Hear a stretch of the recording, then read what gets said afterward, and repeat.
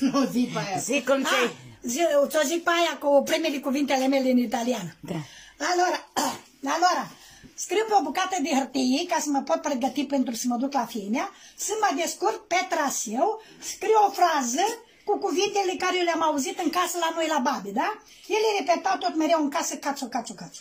Eu am zis că e un cuvânt de legătură și atunci mă scriu așa pe foaie de hârtie, pentru că trebuia să mă adresez cuiva și la un om și zic acolo, Senior Cazzo, dove cazzo va questo autobuso? Va a Saxarubra? Quella. Si comincia, era un gruppo così di 5-6 persone, si comincia rideva, râdea cu mâinile la mână. Unul din ei zice, Signora, ripeta, adică eu să mai repet odată că prostul n-a înțeles. El prostul n-a înțeles, eu proasta de mine n-a știut să mă... Și iar încet, Signor Cazzo, dove cazzo va questo autobuso? Va a Saxarubra? Leșina de râs.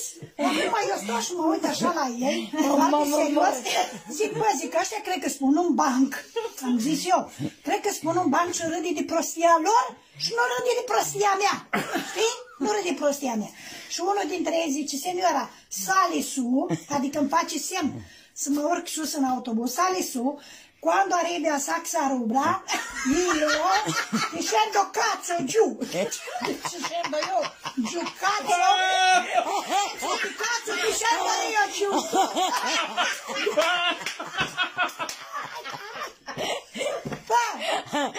Râdeau ăia de mureau.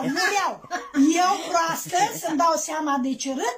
Nu, eu foarte serioasă, m-am râd de mine, că m-am descurcat și ăla, m-am descurcat în italiană și ăla mă hăgeară cață, că dau jos din autobuz la Saxarubra și iubitele mele, când ajung la fata mea în Campaniano, povestesc exact ce vă povestesc vouă acum. Zic, uite, Alina, cum am descurcat, m-am descurcat foarte bine. Zic, uite, așa, am scris pe o bucată de hârtie și m-am dus și am repetat cuvintele alea, m-am dus la șofer și le-am spus, zic, Senior Cazzo, dove cazzo passa questo autobuso? Va a Saxarubra? Și el îmi spune, Seniora, va, sali su, cazzo, ti scendo io giù la Saxarubra? Ginerile meu se tăvălea pe jos de râs. Râdeam, dar fără să-mi explice de ce. Ginerile meu se tăvălea pe jos. Alina se murea așa de sus. Nu sunteți tâmpiți la cap. Și dracu râdeți, bă. Eu mă descurc singură, fără voi și voi râdeți de mine. De ce dracu fă râdeți așa ca bezmetici? Ce-am făcut? Ce? Da, Alina zice, mama, dar matale știi. Hai să-ți traduc exact ceea ce ai spus. Matale știi ce ai spus? Zice așa ai spus. Senior Domnul Pulă. Domnul Pulă. Unde pula mea se duce autobuzul ăsta? Merge la Saxarubra? Zic, Alina, tu ești nebun. Nu. Exact așa ai spus. Domnul Pulă. Unde pula mea merge autobuzul ăsta? Merge la Saxarubra? Nu venea să cred tradus în românești chestia asta. Zic, Alina, tu ești nebun. Zice, mama, dar cum ai putut să folosești tu cuvântul ăsta, cațu? Păi zic, măi, mamă, crede-mă, eu atât aud în casă la babele astea, asta aud. Dar numai cu el în gură.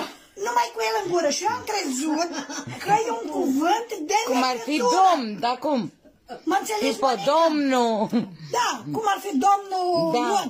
Domnul Ion. Da. Adică eu am încercat să folosesc cațul ăla, cum e la noi și, când, unde. Da, normal, adică unde. de legătură între cuvinte, știi? Da. Și eu l-am băgat exact între cuvinte unde mi-a trebuit mie. Unde mi-a trebuit mie, acolo l-am băgat.